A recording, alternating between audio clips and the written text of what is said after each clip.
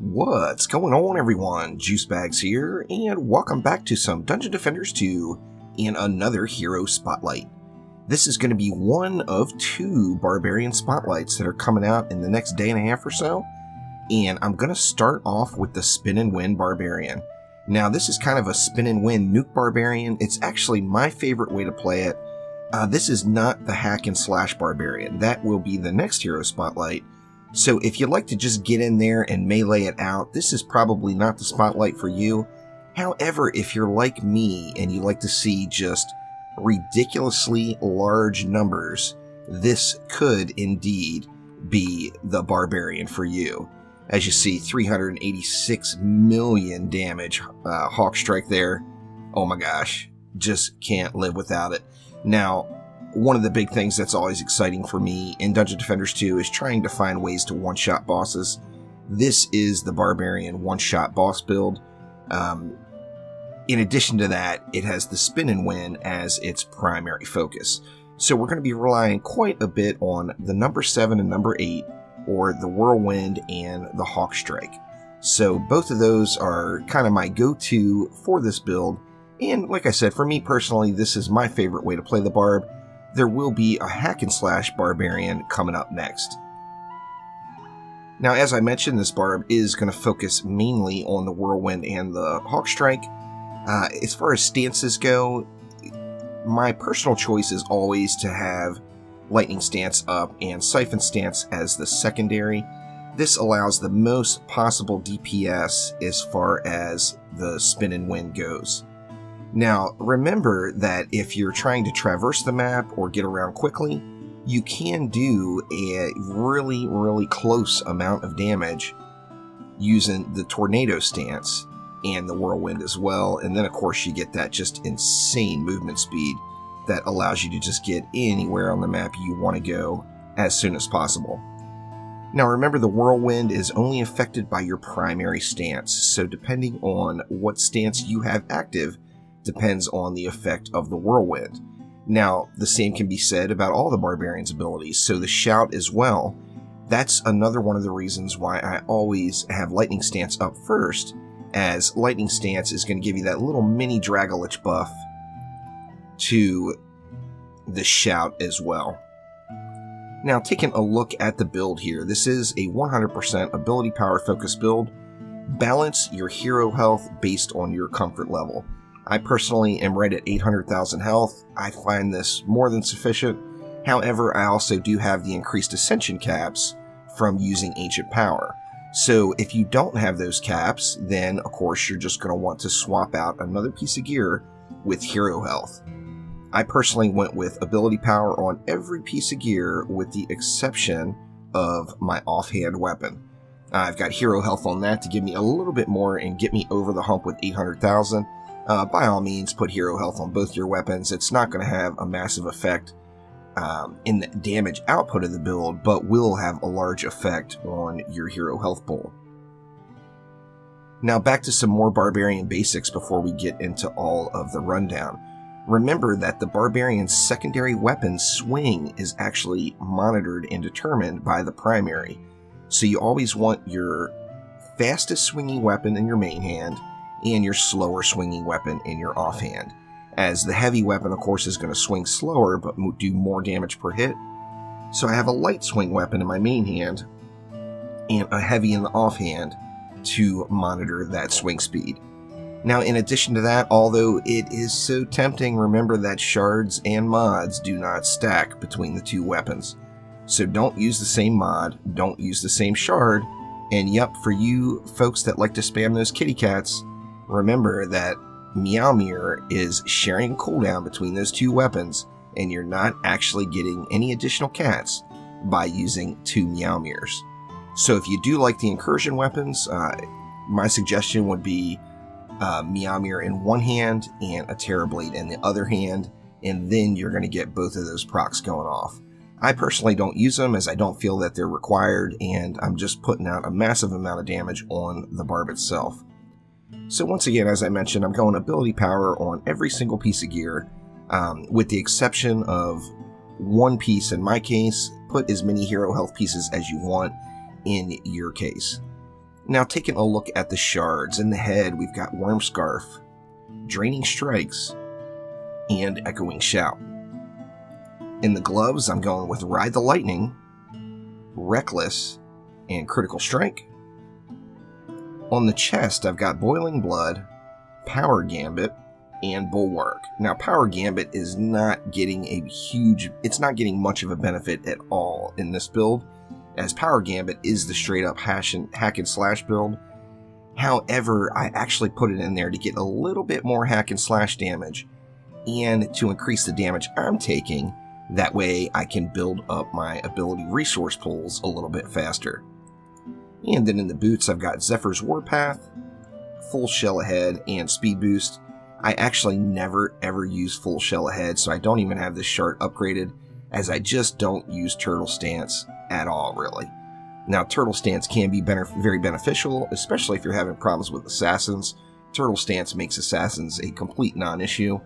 However, I personally always focus on either the Whirlwind or the Lightning, so I didn't bother upgrading that shard. However, depending on your playstyle, it may or may not work out for you. Now you've got lots and lots of options for the weapons. I'm using Maelstrom. While Lightning Stance is active, the Barbarian's attack have a 25% chance to drench, so I'm still getting that multiple chance of drenching with all of the lightning damage, which of course is creating the Electrocute combo. So this is still a shock build, even though it is a spin to win build. Then I'm going with Talon Strike, so I do like using the Hawk Strike, and this adds that stun to the Hawk Strike, which in my mind is just amazing. And I've got Shell Shock on there, although like I said, I just don't use Turtle Stance very often. When I do, I want to get the maximum benefit out of it. In my offhand, I'm going with Drenching Strikes for one more chance to drench, and then Raven Host and Haunting. Now, these two are really completely optional shards. The reason I chose them was they are ability power focused shards, and this is an ability power focused build, so it gives me a little bit more chance of doing some additional damage. Now remember, this is also a crit focused build, so when we're looking at the mods on this particular build, I am using crit chance and crit damage, and these combined with that critical strike shard is getting me up to a 55% chance to crit for 71% additional damage. So not huge numbers there, but it is extra DPS, and this does really help out in your hack and slash. As far as mods on weapons go, there's only one real required mod, and that is the Focused AP chip. This is going to be either the Focused AP chip or the Focused Damage chip is going to be a best in slot, really, on almost every single hero that has any sort of cooldown, including the pet. Now, of course, I'm using Dragolich, which does have a cooldown, so anytime I pop Dragolich, I am instantly adding 45% additional damage to any ability I do, and this is what allows me to get those big, massive Hawk Strike numbers up through the roof. Now, as I mentioned, critical chip and critical damage chip as well. And then in the secondary, I just didn't know what to do. I've got Storm Chip on there and Focus Power Chip. These were actually already on the weapon.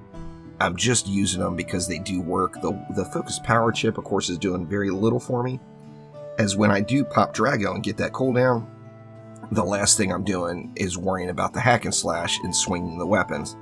However, this is another form of storm damage as well to proc more Electrocute combos.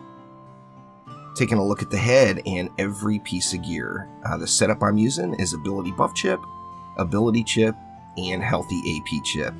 This is maximizing the total amount of ability power you can get, and if you have any of these chips that are off, where I wasn't able to get a complete set of these on every piece of gear, although I did get most of them in. You see on the boots here, I threw a robust chip in the mix just to get a little bit more hero health, because I didn't have the additional chip I needed for those boots. Taking a look at the Ascension, there's only a few real requirements here. I always go into hero crit chance right away, and then you definitely want to increase your pools of Wrath and Fury. So at 60 Ascension, when you've got 20 points for each category, you definitely want it to go into hero crit chance, Wrath capacity, and Fury capacity. Now from there, I went into run speed just for the quality of life, and the Barbarian's already so fast, why not make him a little bit faster? And then finally hero crit damage. In the Wrath category, since I do use Lightning Stance all the time, I went into Lightning Stance first, and then I went into Whirlwind Wrath reduction second, and then finally closing it out with Hawk Strike damage. In the Fury category, I'm always using Siphon Stance, so I went Siphon Stance first, then I went Tornado Stance, then Turtle Stance, and then finally Furious Slash damage. Now taking a look at the actual damage output numbers, you can do some very nice damage. Of course, like I said, the hack and slash is just not as good as we would like to see.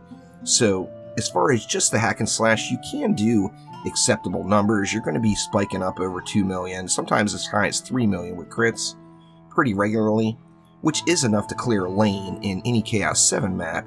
However, of course, we want bigger numbers, and the hack and slash really, in this particular build, is just to build up your resource pools. You're going to need the hack and slash in the mix to get as much Fury and Wrath as you can, so hack and slash is going to be part of the deal, and you will be going up and taking some swings at some mobs. Now, the bulk of this build, of course, is the Whirlwind, so with the Lightning Stance up and getting that storm damage, let's let this dummy reset here. With a Shout and Dragolich, you're going to get some pretty absurd Whirlwind numbers. Let's go ahead and check it on out here. And you're going to get numbers into the 25-30 million range really easily. Of course, this is going to slowly ramp down as those cooldowns fade away. As far as just sustained without any Shout or any sort of pet ability in the mix, you can easily get up to the 10 million mark just with your stances. So just with the stances, you're going to bounce around, depending on crits, anywhere from like 7 to 10 mil. Pretty darn nice damage considering it's AoE and it's hitting all of the packs in the entire lane. So good stuff right there. And then once again, of course, I like to see the big numbers, and that's where the Hawk Strike comes in, and the ability to one-shot any boss in the game, really, up into the hundreds of floors of Onslaught. You're still going to be one-shotting bosses like mad. Of course, you don't want to hit any siege rollers from the front still. You still want to get them from the back. But remember, this is also going to stun all those enemies. With it properly sharded, Hawk Strike can be just extremely powerful. Let's go ahead and take a look at a fully juiced up Hawk Strike right here. And that was 386 million damage, it looked like, on that one whack. So did quite a bit of damage just in one shot. So that is a look at the Spin and Win Barbarian. Like I said, it's one of 2 spotlights that's going to be coming out in the next day and a half or so. Personally, it's my favorite way to play it. If you like the hack and slash builds, then stay tuned to the channel and I will have the hack and slash Barbarian build coming up next. So thank you very much for watching. Let me know down in the comments below any other hero spotlights you would like to see, and I will do my best to get working on them. But thank you as always, and I will see you next time around. Take it easy.